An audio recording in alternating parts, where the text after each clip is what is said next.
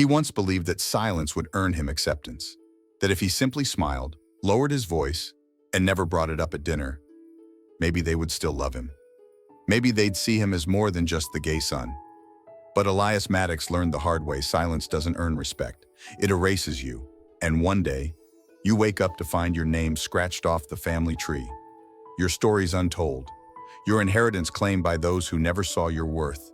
Elias was 26, a financial analyst with a sharp eye for numbers and a quiet resilience that came from years of being overlooked. He lived alone, worked overtime without complaint, and carried a single item with him every day: a Rolex Submariner. Not for the brand, not for the luxury, but because it belonged to the only person who had ever seen him, truly seen him: his father. Don Maddox was the kind of man who didn't talk about feelings, but built them into everything he touched. A carpenter by trade, a quiet rebel by heart, and the only one who had embraced Elias when he came out at 17. That day still lived in Elias's memory, like sunlight trapped in glass. His mother's silence had been sharp, slicing through the air. His stepfather's glare had burned with quiet shame. But Don had walked across the room, pulled Elias into a hug, and said the words that never left him: "You're still my son, and I'm still proud." 3 years had passed since Don lost his battle with cancer. In that time, Elias held onto the Rolex like a lifeline. It had been a birthday gift from father to son, passed down without ceremony, but full of meaning.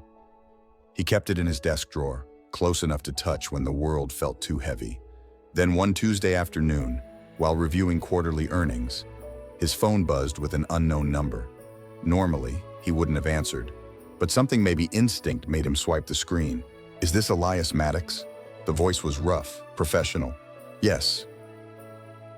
"Who's this? My name's Frank DeMarco. I own DeMarco's Pawn and Gold on Riverside. I believe I have something that belongs to you. A Rolex Submariner." The words shattered him. That couldn't be possible.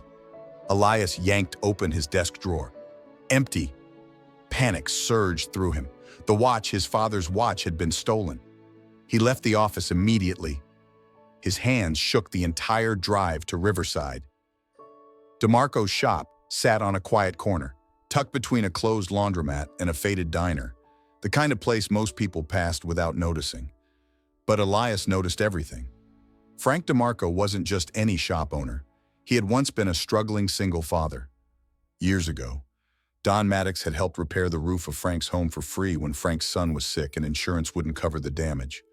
Elias had never heard this story. Frank told it while unlocking the case that held the Rolex. And then he opened something else. The back of the watch. A panel Elias never knew existed.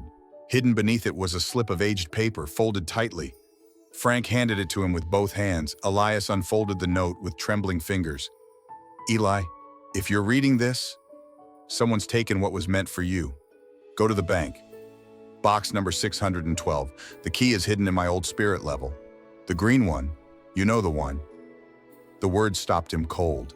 This wasn't just about a watch. It was about trust, about a father's final message, a secret only meant for his son. Elias left the pawn shop with more than a timepiece. He carried a clue, a question, a reason to look closer at everything he thought he knew. If someone in his own family had taken the Rolex, what else had they taken? Because for a man like Elias, identity had always been something fragile, a thing fought for, a thing denied.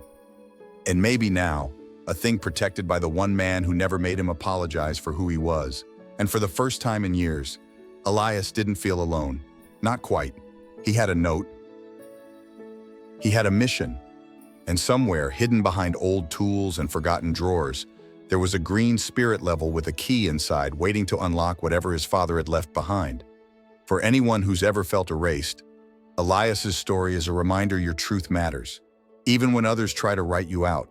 Follow the rest of this journey on Heart Story, where true stories of resilience, identity, and quiet strength are told with heart, because no one should have to hide to be loved. Elias sat in silence during the ride home, the note from his father folded neatly inside his wallet. But it wasn't just paper. It was a wound opening again.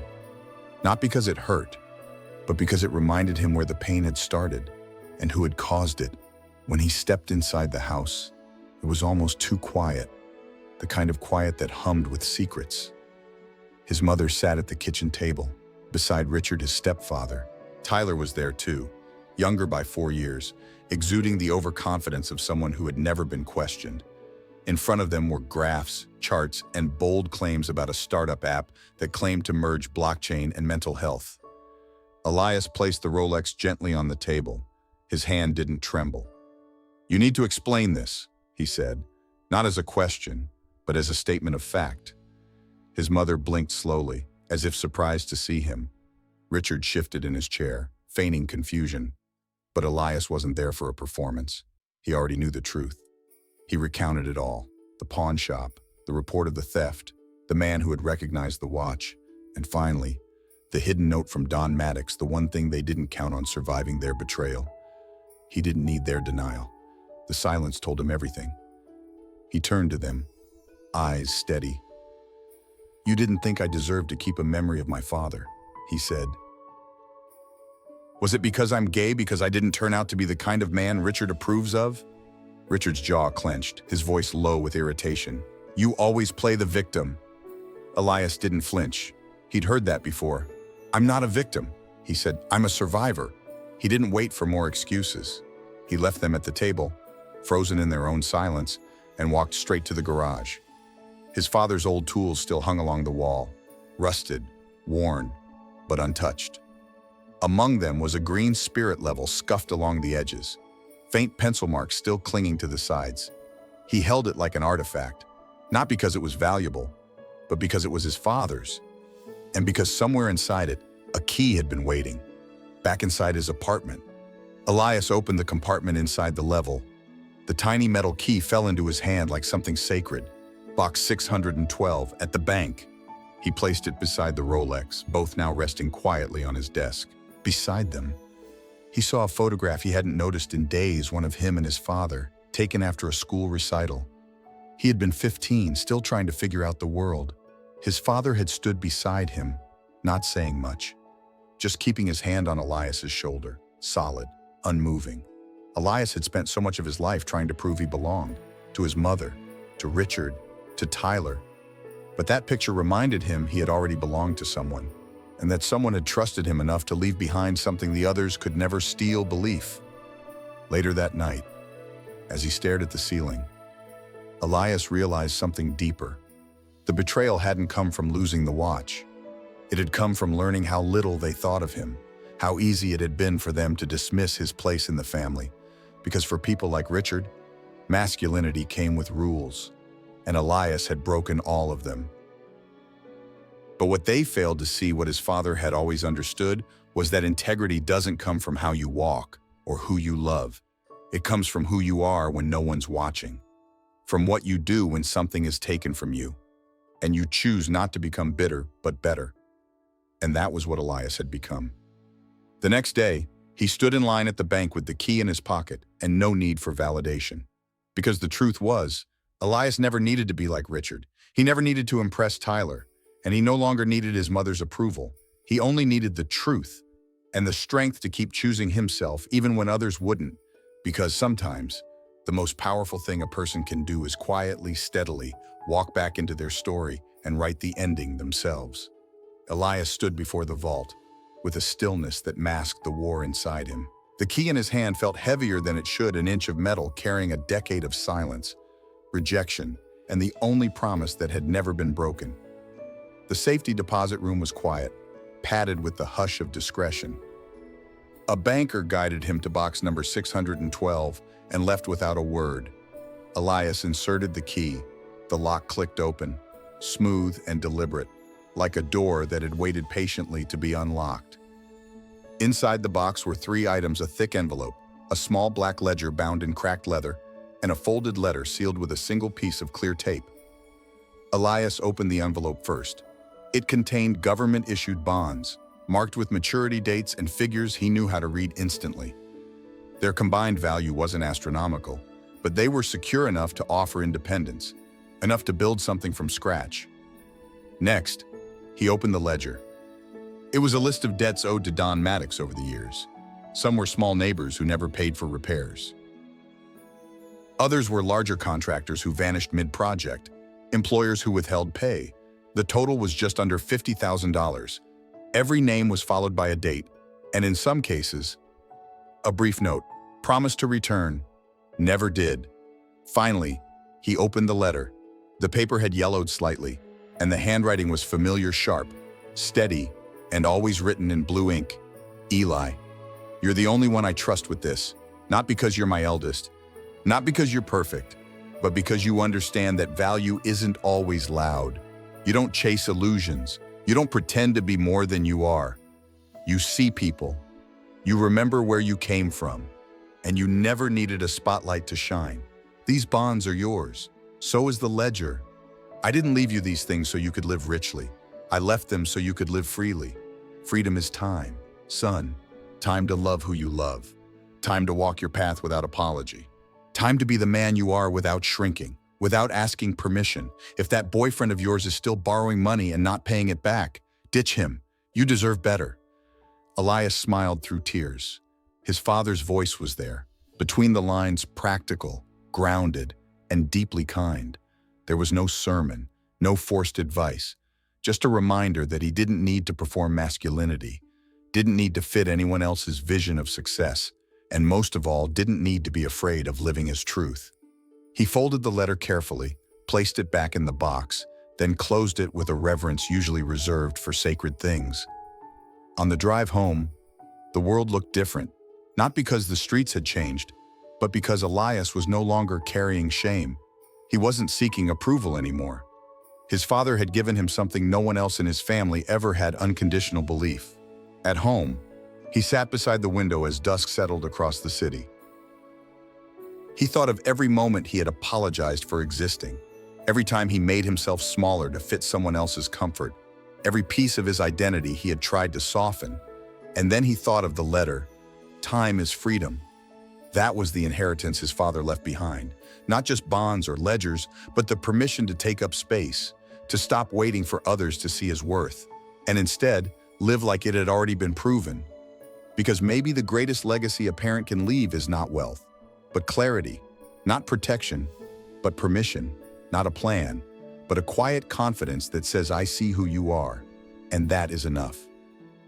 Elias no longer wondered why his father hadn't left the key with anyone else. The answer was in every line of that letter.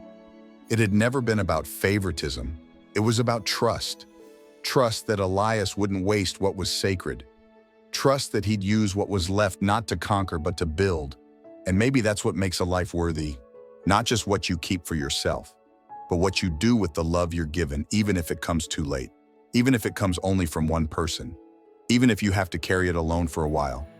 Because some people are born into belonging. Others have to carve it out, inch by inch, from the parts of themselves that no one applauded. And when they do, it shines just the same. Elias didn't return home with rage.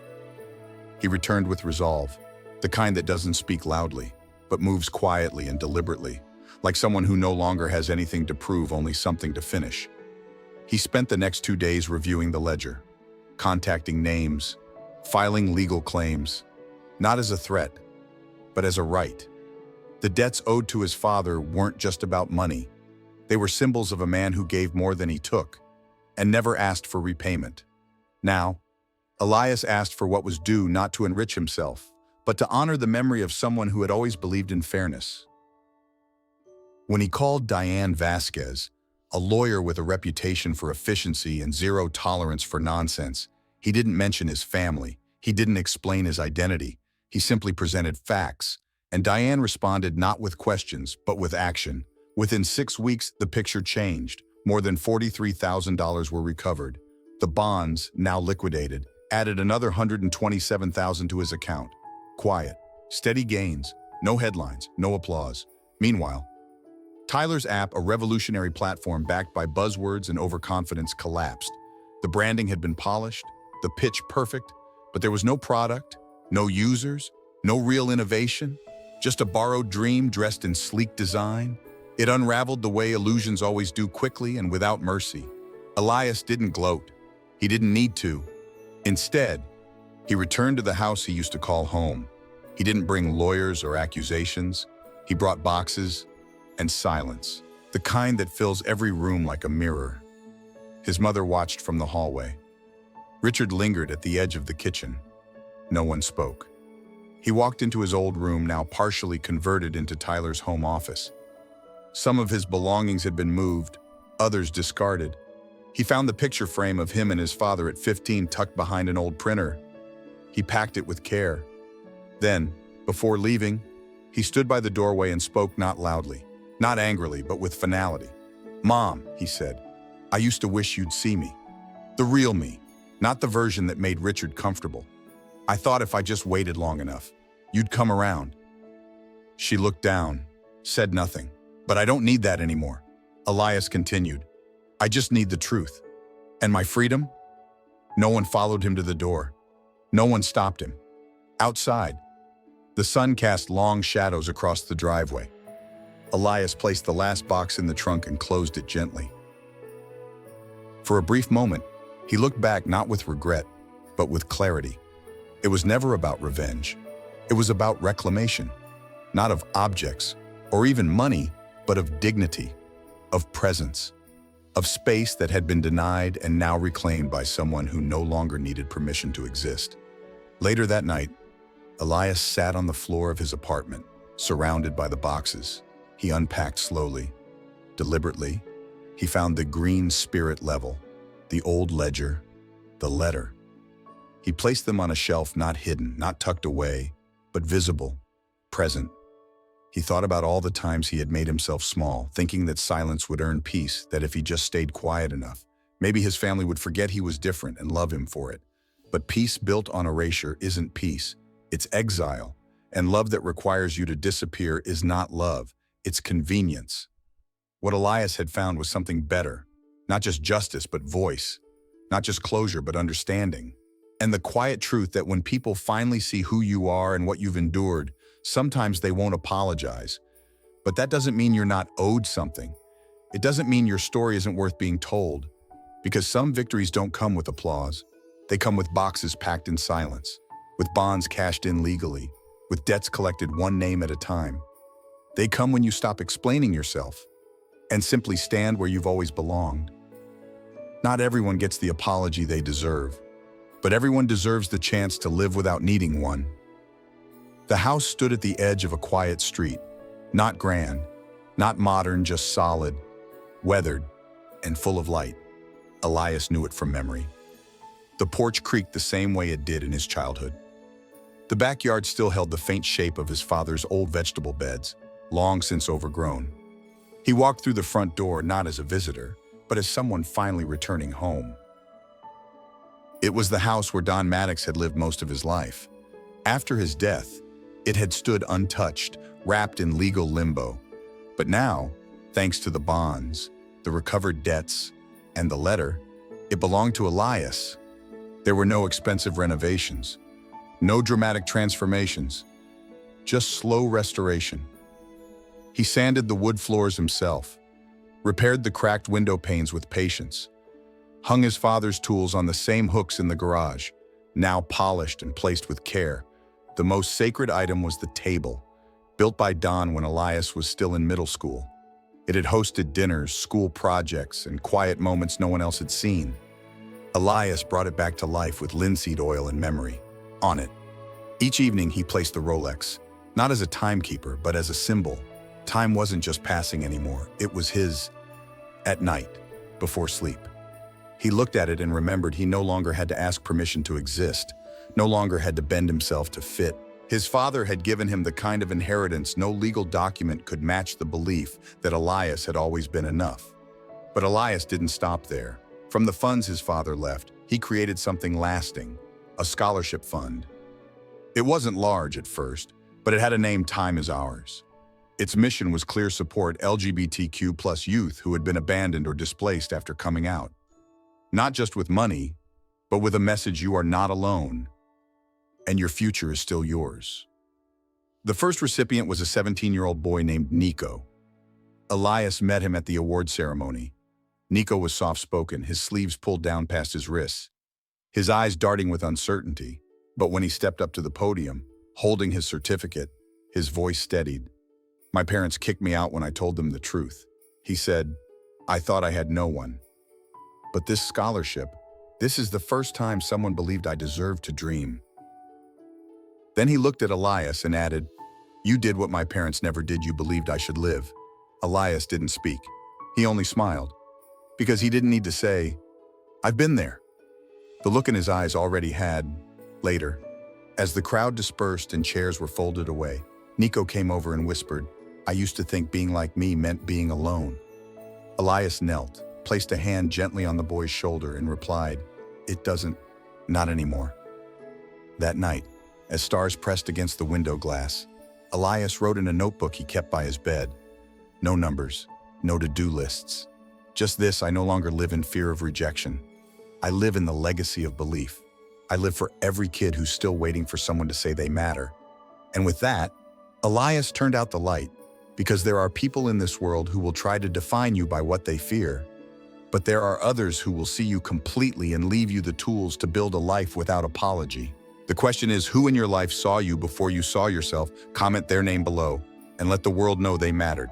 If this story reminded you of someone or helped you feel seen, follow Heart Story for more true stories of healing, truth, and quiet courage. Because no one should ever have to shrink to be loved.